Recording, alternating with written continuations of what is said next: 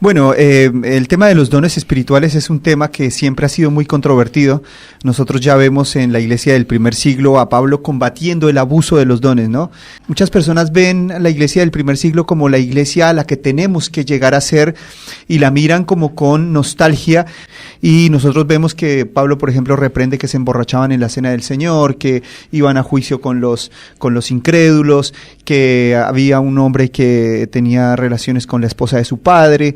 Entonces era un desastre. ¿Por qué se mira con nostalgia? La miran con nostalgia porque habían muchos milagros y había sanidades y bueno, todo este tipo de cosas, pero una iglesia que era inmadura, era una iglesia pecaminosa. Entonces, en realidad la iglesia del primer siglo no fue la plenitud de la iglesia. Estamos yendo hacia una plenitud, el Espíritu Santo nos está llevando hacia una plenitud, pero la iglesia del primer siglo no fue esa plenitud, y no tenemos que añorar ser como esa iglesia, ni desear ser como esa iglesia, porque era una iglesia que tenía serios problemas doctrinales. Los gálatas estaban a punto de circuncidarse y Pablo tiene que intervenir para que ellos no volvieran atrás del verdadero evangelio. Había corrupción, ¿no? La conducta estaba corrupta. Así que bueno, los problemas se han trasladado y estamos teniendo, me parece hoy, abuso en los dones, y lo más triste es que no solamente es un abuso de los dones del Espíritu, sino que es falsedad en los dones del Espíritu, y eso es un problema muy, muy, muy serio. Sí, y por ahí, a diferencia, ¿no?, de la iglesia de Corintios y toda la iglesia primitiva, se estaba formando la iglesia, por lo cual estaban los apóstoles que en esto que estaban formando era entendible que vamos a ponerlo así, entre comillas. Hoy, 2000 años después, con toda la historia que tenemos, increíble que hoy ya no es una cuestión de que se esté formando algo, sino ya una cuestión más de apostasía. El tema de los dones ha sido un tema problemático, sin embargo, desde más o menos un siglo atrás, ha habido una explosión en el tema de los dones carismáticos, pero ha habido mucha imitación, muchísima imitación. Esto no es fácil, vamos a decir, no es fácil aceptarlo para la iglesia, pero es muy fácil verlo. Si tienes un poquito de pensamiento crítico, te das cuenta que hay mucha falsedad en los milagros, mucha falsedad en los dones, mucha falsedad en la profecía. Son simplemente shows, pantallas, para mostrar un supuesto poder, mucha falsedad en la expresión de los dones del Espíritu. Pablo tiene que ordenar a la iglesia de Corinto con severidad, porque el abuso era grandísimo.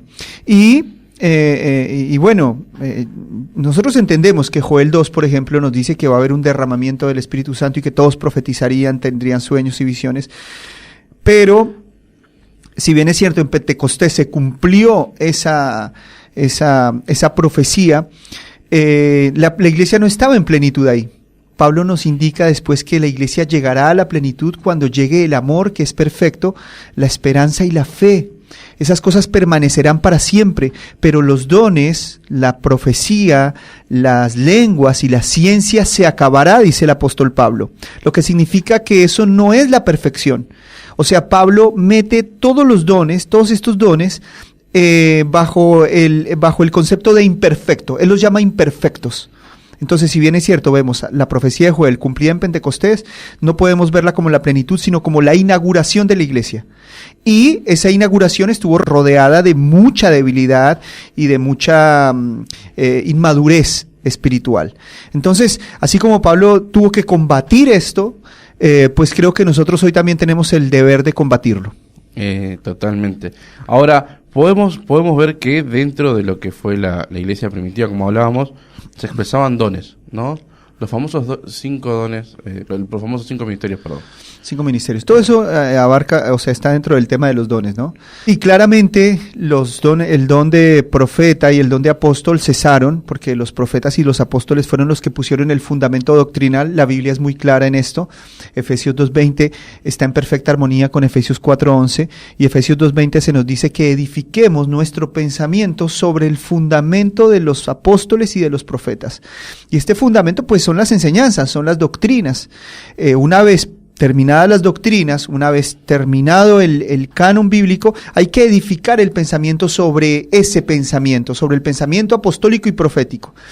Entonces, hoy no hay más apóstoles y profetas porque ese pensamiento ya se estableció. Uno no pone un pensamiento fundamental dos veces, se coloca una sola vez. Hoy sí hay evangelistas, pastores y maestros, quienes son los que llevan adelante el proceso de edificación. Los apóstoles y profetas llevaron el papel o tuvieron el papel de fundación, ¿no? Fundamentos doctrinales, enseñanzas, verdades que iban a gobernar la iglesia de toda la historia. Y a partir de esos fundamentos se construye la edificación por medio de los evangelistas, pastores y maestros. Entonces, nosotros vemos que el pastor, por ejemplo, es una continuación del profeta y el evangelista es una continuación del apóstol. Son papeles similares, pero ellos no colocan doctrinas o no establecen nuevas doctrinas. El pastor ni el evangelista, ¿no? Establecen nuevas doctrinas, ni el maestro, fueron los apóstoles, pero ellos son la continuación, porque los pastores enseñan, los evangelistas tienen un trabajo misionero como el apostólico, pero es como una continuación, y eso está clarísimo. El Señor Jesucristo en Apocalipsis 22:18 dijo que era necesario cerrar el canon, ¿no? No añadir nada más a la profecía. Entonces nosotros tenemos que ser obedientes frente a esto. La moda del apostolado y el profetismo surgió hace muy poco, son un par de décadas nomás, que hubo una explosión en estos supuestos ministerios, pero en tiempos atrás esto no existía. Comentábamos en programas anteriores que cuando yo era niño yo no veía un profeta por ningún lado. A mí me hablaban de profetas. Yo entré a la iglesia cristiana evangélica a los 8 años y a mí me hablaban de profetas y yo me imaginaba a Nostradamus. Sí. Y ahora todo el mundo es profeta, todo el mundo es apóstol, todo el mundo es súper patriarca. Es claro que como en el apostolado y el profetismo cesaron, también otros dones que nosotros vemos descritos en el Nuevo Testamento, también vemos que cesaron. Un don que tenemos que entender que cesó fue la inspiración. Y en esto hay consenso entre cesacionistas y continuistas. La inspiración, que es el don de escribir la Biblia, pues ya no está más, porque ya no podemos seguir escribiendo más Biblia. La Biblia es una regla de fe y conducta ya establecida. Entonces, claramente, ese don de inspiración cesó. El Señor Jesucristo dio la orden, como dije hace un momento, de no añadir nada más a las Escrituras, no añadir nada más a la profecía. Entonces llegamos al acuerdo de que el apostolado cesó, de que el profetismo cesó, de que la inspiración cesó, y junto con el cese de la inspiración, pues cesa la revelación. Y en esto hay un problema, porque es que la gente piensa que cuando uno dice que se acabó la revelación, la gente piensa que Dios ya no se relaciona más con su pueblo y que no lo guía más y que Dios está súper distante y que ya no está en medio de su pueblo, pero eso no tiene nada que ver. Lo que pasa es que la gente no entiende que la revelación es cuando Dios se mostró por primera vez a determinados hombres, como cuando se mostró por primera vez a Abraham o cuando se mostró a Moisés, ¿no? Fíjate que ni Abraham ni Moisés tenían mediación escritural. Ellos fueron llamados por Dios de manera directa. Eso se llama la revelación directa. Revelación no es que a mí me reveló hoy Dios qué corbata me voy a poner o qué carrera voy a estudiar. Eso no es revelación. Revelación es cuando Dios muestra sus atributos a alguien y la persona puede entender que está tratando con el Dios único del universo. Temas como la inmutabilidad de Dios, la omnisciencia, la eternidad, que Dios es uno solo. Abraham venía de una cultura politeísta y Dios se manifestó a Abraham y Abraham entendió que el universo estaba regido por un solo Dios, ¿no? Por el monoteísmo. Entonces eso es una revelación. La revelación está muy relacionada con Dios mostrándose como es, quién es, qué atributos tiene y mostrando sus planes redentores. Eso es revelación. Entonces, uno de los arquetipos de profeta, por ejemplo, y de personas que recibieron revelación fue Moisés. Moisés fue el que nos dijo que Dios se llamó el gran yo soy. Eso es una revelación. Moisés nos dejó o transmitió la ley a los israelitas y a través de Israel llegó a nosotros porque a Moisés se le reveló la moral de Dios, la justicia de Dios, el pensamiento de Dios. Moisés es un agente de revelación. Pero yo no puedo decir, ahí hermanos, Dios me reveló que no sé, que te vas a casar con fulano. Eso no es una revelación. Y hay mucha confusión, y de hecho gente que bueno, que nos está siguiendo hace poco tiene estas preguntas, ¿no? Es decir, bueno, ¿qué pasa con aquel que dice que es profeta y dentro de que está en el marco congregacional empieza como a, che, bueno, vos tenés media celeste y tu mamá se llama Roberta y te vas a casar con Pepita? Y vos, el Señor dice que renuncies y que te vayas a África. O sea, ¿qué pasa con este tipo de cosas? Eso es adivinación. Eso no lo podemos poner nunca le podemos poner el título de revelación a ese tipo de vaticinios. Como te dije, revelación tiene que ver con la persona de Dios. Revelación tiene que ver con los atributos de Dios, con los planes redentores de Dios en Cristo. Eso es una revelación. Después la revelación pasa a otra instancia que es la inspiración. Entonces, cuando Dios se revela, muestra información de sí mismo que nadie sabía que el universo estaba regido por un Dios monoteísta hasta que Dios se le reveló a Abraham. Es imposible obtener ese conocimiento por medio del uso de la razón. Dios tiene que mostrarse para que el hombre pueda entender eso. Entonces Dios decide mostrarse y elige hombres y lo hace por gracia y les da información íntima de Él.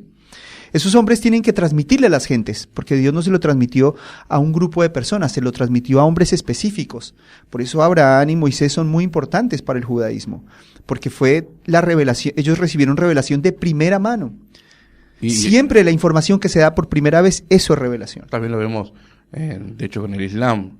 Abraham es una figura clave para el Islam, claro, también para nosotros, para los cristianos. Justamente por eso.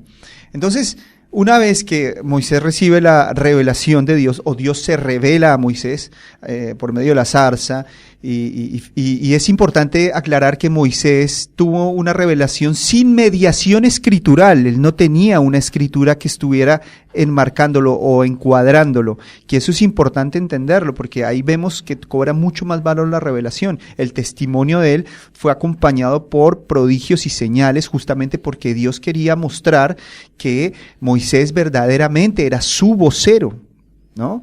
Y los milagros que acompañaron a Moisés fueron relevantes, y todo Israel dijo verdaderamente Dios se apareció a Moisés verdaderamente por lo que él está haciendo, por el respaldo que tiene.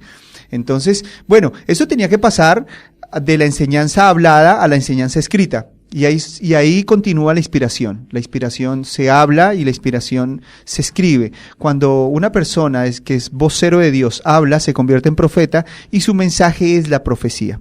Y esa profecía, cuando es escrita por inspiración. Por eso el apóstol Pedro nos dice que toda escritura fue inspirada por Dios, ¿no? Que la profecía nunca estuvo relacionada con la voluntad humana, sino que la profecía siempre fue inspirada por Dios. Entonces, una vez que se terminó la información de Dios, la información clave de sus atributos, de su obra, de sus planes redentores y de su Hijo, una vez la información de Dios llegó a la plenitud en Cristo, como nos lo dice Hebreos 1:1, que Dios nos habló en otros tiempos a nuestros padres, por los profetas, pero ahora nos ha hablado por el Hijo. Entonces, eso nos muestra que la información de Dios llegó a su plenitud en Cristo Jesús. Y al llegar a la plenitud y Jesús dar la orden de no añadir nada más a la Biblia, de no añadir nada más a la revelación, entonces la revelación se cierra. Hoy ya no me puede venir a decir nadie que Dios le reveló, por ejemplo, como dicen algunos herejes, que el Espíritu Santo es mujer. Esa revelación ya está cerrada la revelación. Nadie puede venir con nuevas revelaciones. Nadie puede venir con nuevas ideas de Dios, excepto lo que está en la Escritura. Dios se reveló a la humanidad como hombre. Si bien es cierto, Dios es espíritu y un espíritu es asexual, no obstante, Dios decidió revelarse como hombre. Dios decidió mostrarse a Abraham, a Moisés como hombre, como el gran yo soy, como Jehová de los ejércitos, como varón de guerra.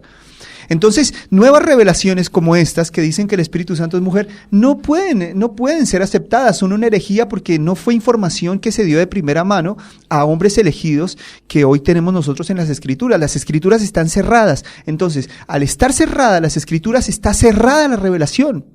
Y eso no significa que Dios no se sigue relacionando con su pueblo, ni que Dios dejó de guiar a su pueblo. De ninguna manera, Dios sigue guiando poderosamente a su pueblo por medio de su Espíritu Santo y por medio de la Escritura, ¿no? Y por medio de la unión a Cristo, Dios sigue guiando a su pueblo, pero de ninguna manera podemos llamarle a las guías que Dios nos da revelación o inspiración o profecía. No, pero algo increíble es que cómo también hay un afán de las personas de querer, este afán de querer descubrir más o revelaciones extrañas. La Biblia es tan rica, el Nuevo Testamento es tan rico, es la revelación del Hijo. Y eso Tremendo. es hiper profundo. Sí, es muy, muy profundo. Una vez que se termina la revelación, eso se convierte en algo normativo. Es muy importante entender esto, que es normativo. Significa que nosotros debemos obedecerlo, ¿no? Es una regla de fe y conducta. Esos hombres que recibieron esa revelación antes de que se cerrara el canon, tenían su inspiración era de carácter infalible. Hoy nadie es infalible. Nosotros podemos decir que Moisés fue infalible. No Moisés en toda su vida o que Moisés nunca se equivocó, no. Cuando hablamos del carácter infalible de Moisés, estamos hablando de su carácter infalible con respecto a la construcción de la doctrina y la información de Dios. O sea, la revelación. En eso es infalible. Hoy nadie es infalible con ningún tipo de información. Nadie, absolutamente nadie. Como nadie es infalible, tiene que estar dentro del marco bíblico. Por eso hoy ya nadie puede decir, así dice el Señor. Está prohibido decir, así dice el Señor, porque el Señor ya dijo. Dios ya dio la información, toda la información de Él y de su Hijo. Hoy nadie puede decir, el Señor te dice, común que la gente diga, el Señor te dice que escuchó tu oración. No es lícito. Hoy lo único que podemos decir es, el Señor dijo, pasado. No podemos decir el Señor dice en presente, tenemos que decir el Señor dijo en pasado. Entonces mira cómo cambia la frase. En lugar de decir, el Señor te dice que escuchó tus oraciones, tenemos que decir, el Señor dijo que escucharía nuestras oraciones. Y es muy diferente y ya está dentro de la autoridad bíblica, ¿no es cierto? O en todo caso decir, la Biblia dice. De que le sacas, si decís así, en pasado y no en presente, le sacas el protagonismo al que está parado ahí diciendo. Exacto. ¿Y sabes por qué no podemos hacer eso? Porque nosotros no somos fuente de revelación. Ya Moisés fue una fuente de revelación, pero nosotros no lo somos porque ya se cerró la Biblia.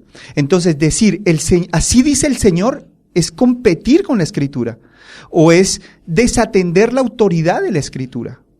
Hoy tenemos que decir, todo predicador serio, todo predicador que está comprometido con la Biblia, con las Escrituras, tiene que decir, el Señor dijo, o la Biblia dice.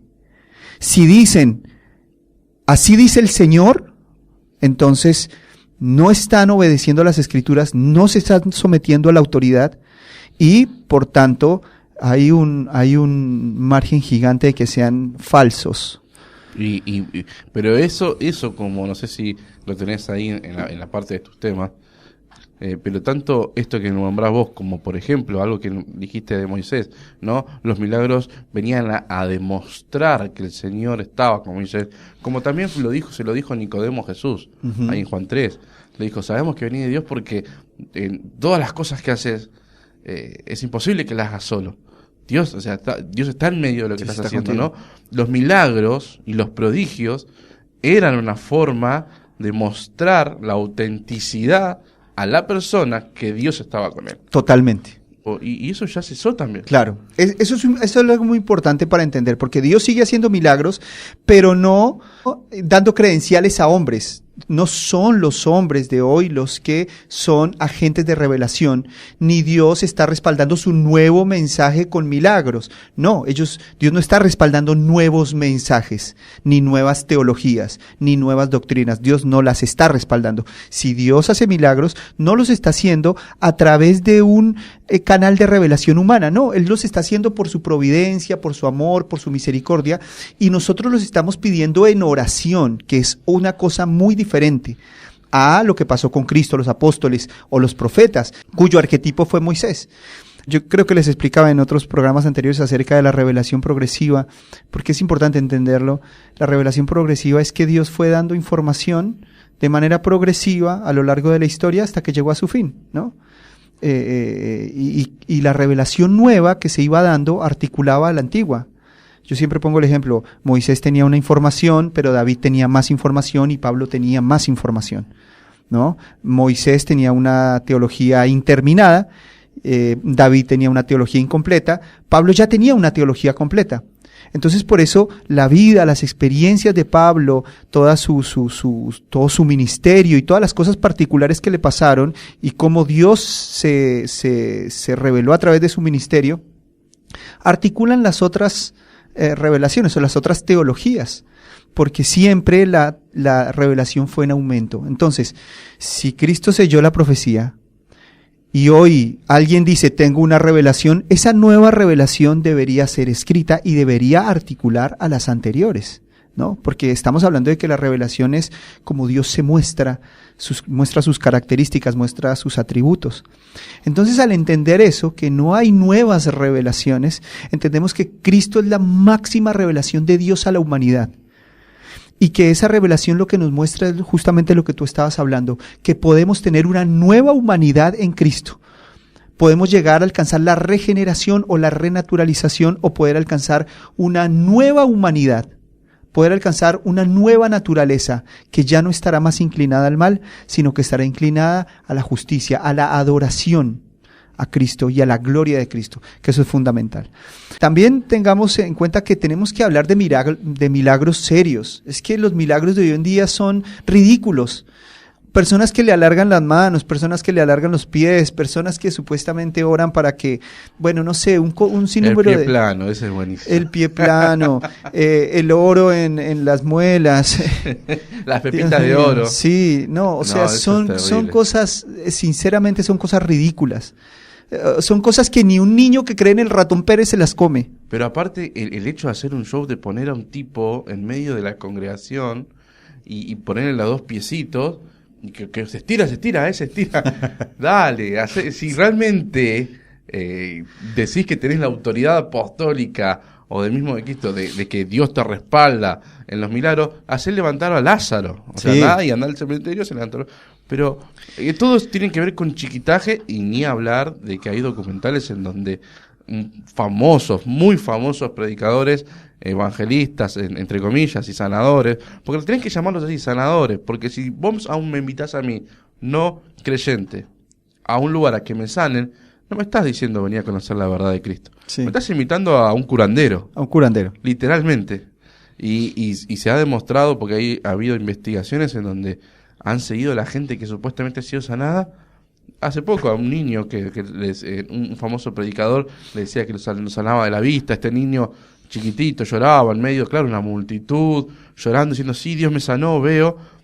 Pasaron 10 años, lo fueron a ver y estaba más ciego que aquel momento. Sí, lo vi. Y le preguntan y le dice, ¿pero por qué dijiste eso? Y la emoción, mi corazón, la gente, el escenario, la música, o sea, me llevó, era niño. Y él tiene razón, era un niño. Y la respuesta perversa es que no tuvo fe. O sea, eso no enmarca desde ningún punto de vista un milagro del Nuevo Testamento. La verdad que es lamentable. Y ¿cómo se llama? Y bueno, en realidad son milagros falsos. Y también buscan hacer demostraciones de poder y qué sé yo. No tiene nada que ver. Una de las señales que uno puede ver en los milagros legítimos es el asombro, que eso lo tratábamos la otra vez también en un programa, ¿no? Y el asombro para mí es una señal muy importante para ver si un milagro es legítimo. Pero el asombro no de un grupito de borregos, vamos a decir, que dicen todos sí, amén, en honor a la fe, no pienso, no tengo criterio. No, los detractores, los enemigos de Jesús, los enemigos de los apóstoles, los escépticos, los incrédulos, tenían que reconocer con asombro los milagros. Y como te dije hace un momento, hay milagros hoy en día, pseudo milagros, que no los cree ni un niño que cree en Papá Noel o en el ratón Pérez o en la Cenicienta. No lo creen. Que son ridículos. No lo creen. Porque realmente te das cuenta que son una completa farsa. Entonces, eso combatimos. Eso combatimos. Entonces, Dios sigue haciendo milagros, pero estamos denunciando todo este mover que es falso. Es clarísimo, pero es que el Señor Jesucristo mismo lo anunció. Vendrán muchos en mi nombre. Muchos engañadores, muchos engañados. Algunos aspectos de los dones cesaron y otros aspectos continuaron. Es clarísimo ver que cesó el apostolado, que cesó el profetismo, es clarísimo ver que cesó la inspiración, que cesó la revelación, es clarísimo. Sin embargo, vemos que otros dones continuaron, como por ejemplo el don de ciencia, el don de sabiduría, que son dones que te dan. El don de ciencia, por ejemplo, que te da conocimiento de las cosas ocultas de las Escrituras. En Cristo, Pablo tiene muchos versículos donde anuncia esto. La gente piensa que el don de ciencia es descubrirle la vida privada a las personas. Eso es ciencia. No, eso no es ciencia. El don de ciencia en el Nuevo Testamento, y Pablo da muchas instrucciones a través de esto, es poder entender los secretos ocultos que estaban en Cristo y aceptarlos por iluminación. Ese sería el don de ciencia. Entonces, ese don y esa iluminación, ese mover, ese actuar, esa acción del Espíritu Santo continúa en nuestros días. Eso es clarísimo, eso no lo podemos obviar. Entonces, algunos aspectos de los dones cesaron, pero otros aspectos de los dones continuaron. El don de sabiduría continuó, porque el don de sabiduría es para resolver problemas de manera espiritual, ¿no? Con temor de Dios. Ese don del Espíritu Santo también lo tenemos, ¿no? Entonces, yo creo que son cosas muy claras, son cosas muy puntuales. Mucha gente dijo, bueno, pero ¿cómo el Señor Jesucristo sabía que la mujer samaritana tenía 5 maridos? Eso fue por el don de ciencia. No, eso no fue por el don de ciencia, eso es omnisciencia. Literal. Eso es omnisciencia, porque es Cristo. Claro. Y la gente dice, sí, pero es que él tuvo esa información siendo hombre y él no era omnisciente. No, él era 100% Dios y era 100% hombre. Hay que revisar las conclusiones de Calcedonia para aceptar toda la Escritura y aceptar que Cristo fue 100% hombre y 100% Dios. Y que es un misterio esas dos naturalezas en él. Si bien es cierto, Jesucristo estaba lleno del Espíritu Santo, él era 100% hombre y era 100% Dios. Ahora tengo una pregunta que me parece que es buena. A Cristo lo tildaban los fariseos de que él hacía lo que hacía por el poder de Beelzebú, ¿no? Que eso es una herejía enorme. Una blasfemia contra el Espíritu. Una blasfemia contra el Espíritu. ¿Estos milagros falsos se pueden atribuir a Satanás o no? ¿Satanás hace milagros puntualmente? No, Satanás no hace milagros. Satanás hace milagros engañosos. No podemos decir que Satanás hace milagros. Y hay mucho falso cumplimiento, que eso es otra cosa. Y Satanás es el padre de mentira. O sea, sí, David Copperfield desapareció un edificio frente a miles de personas. O sea, Satanás tiene un poder, pero es un poder engañoso, es un poder para hacer ver la mentira como verdad. Ese es el poder de Satanás. No podemos ver de ninguna manera que Satanás llegue a hacer milagros. Porque si no, si los magos hacían milagros verdaderos, los magos de Egipto hacían milagros verdaderos y Moisés hacía milagros verdaderos, entonces, ¿dónde radica la diferencia? Lo que entendemos es que los magos de Egipto hacían milagros engañosos, vamos a decir, eran expertos en trucos, pero Moisés sí hacía milagros verdaderos. Y de la misma manera en la actualidad no podemos atribuirle a Satanás milagros. Ahora, puede que en muchas ocasiones venga, no sé, ponerle un adivino, una bruja y diga, bueno, yo te voy a hacer un hechizo y te voy a sanar, y la persona se sane, ¿no? Y la gente diga, ay, esta mujer hizo determinado trabajo y me sané. Pero esa persona no fue sanada por esa mujer, sino que en la providencia de Dios infinita, que hace salir el sol sobre malos y sobre impíos, Él sana a impíos y Él sana a creyentes en su providencia, en su infinito amor. El problema es que se le atribuyen esas sanidades a la ciencia, se le atribuyen esas sanidades a brujos, se le atribuyen esas sanidades a divinos, se le atribuyen esas sanidades a falsos curanderos, incluso a falsos sanadores dentro del marco evangélico, y son falsas sanaciones porque no provinieron por intermedio de estas personas, sino que fueron sanaciones directas de Dios por su providencia, su infinito amor y misericordia, y le están atribuyendo la gloria a otros a otros factores. Entonces, esos son milagros engañosos, que han sido hechos por Dios, pero se le atribuyen a otras personas, u otros factores. Eso es muy importante aclararlo, porque la gente sí piensa que Satanás tiene poder para hacer milagros, que Satanás tiene poder. Es un ser más poderoso, es un ser, la Biblia dice que los ángeles fueron hechos mayores que los hombres, y son muy ágiles, y tienen más poder, pero este universo está gobernado por Dios. Este universo no está gobernado por el maligno. Y una de las cosas que certificaban a los hombres de Dios es que hacían milagros verdaderos. Como tú dijiste hace un momento, Nicodemo le dijo a Jesús: Señor, sabemos que tú vienes de Dios, porque nadie puede hacer las cosas que tú haces si Dios no está con él. Y el mismo apóstol Lucas, él escribe: y todas estas cosas fueron escritas para que leyéndolas creáis que Jesucristo es el Hijo de Dios. Entonces los milagros venían para darle autoridad al mensaje de los hombres escogidos por Dios. Tenemos que entender que el cierre de las Escrituras es una realidad. La realidad se impone. No podemos seguir escribiendo más Biblia. Eso nos obliga a ver la cesación de algunos aspectos, pero la continuación de otros aspectos. O sea, cesan unos aspectos y otros continúan. Entendiendo que ni siquiera todos los dones del Espíritu Santo hablados, porque estamos en este momento, me enfoco en los dones hablados, porque serían dos categorías, mayormente los dones caen o en el sector, o en la categoría de dones hablados, o en la categoría de dones de servicio. Pero enfocándonos en los dones hablados, Pablo les llama imperfectos, como dijimos al principio del programa. Pablo en 1 Corintios capítulo 13, él nos dice que el amor es la plenitud de la iglesia, y que cuando la iglesia llegue a la plenitud del amor, los dones cesarán las lenguas, cesarán la profecía, cesará la ciencia. Y eso es muy importante entenderlo, porque la gente piensa que eso es la plenitud, pero eso no es la plenitud. En la eternidad no vamos a tener Biblia, se van a acabar las guías. En la eternidad ya no vamos a necesitar más guías habladas, porque eso es otra cosa que tenemos que tener en cuenta. ¿Por qué se van a acabar esos dones? Porque ya no vamos a necesitar más guías. Ya ahora vamos a ser guiados enteramente por el fruto, vamos a ser guiados enteramente por la virtud, por la bondad, por la benignidad natural, leyes naturales en el corazón y la mente, van a guiar a las personas. Entonces ya no necesitan más guías habladas, las guías habladas tienen que cesar, ¿no?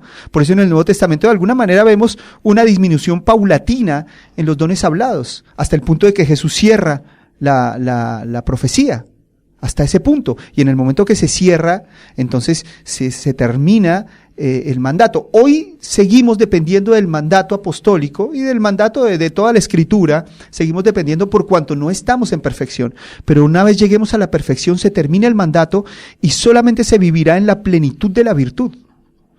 Y bueno, eso es importante entenderlo para saber cómo Dios planificó llevar adelante su plan con los dones. Por ejemplo, hay una clara distinción entre los dones fundacionales y los dones posfundacionales. Es muy clara la diferencia. Es muy clara la diferencia entre los dones extraordinarios y los dones providenciales que sucedieron a los primeros. Entonces ese aspecto cesó, pero pasaron otros aspectos posfundacionales, ¿no?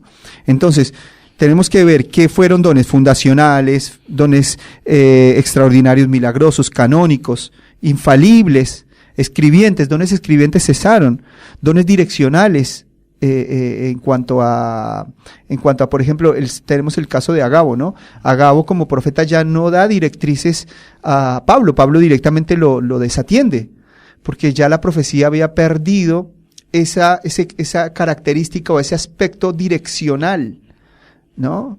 Ahora lo que dirigía era el fundamento apostólico. Ahora, por ejemplo, la profecía es evaluable. Pablo manda a evaluar toda profecía. Antes la profecía sí era direccional y el que no obedeciera a la profecía pues estaba desobedeciendo directamente a Dios. Pero ahora en el Nuevo Testamento se nos dice que evaluemos las profecías. Entonces fíjate cómo cambian los aspectos, ¿no? Y yo creo que eso a nosotros nos va a dar luz para no ser engañados, nos va a dar luz para no ser engañados por falsos dones, o por falsos milagros, o por falsas, sanaciones.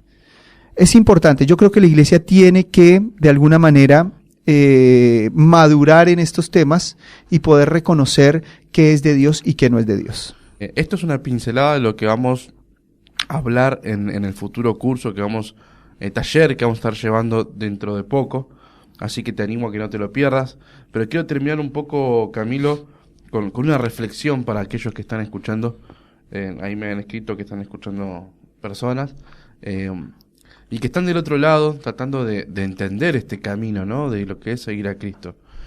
Por mi parte, te dejo para vos cerrar, pero por mi parte quisiera decir que no hay mayor milagro que puedas experimentar que sea el nacimiento, la renaturalización, una nueva naturaleza que exprese a Cristo, la sustancia de Cristo sea expresada en nosotros incluidos en Él, en esa relación eterna entre el Padre y el Hijo.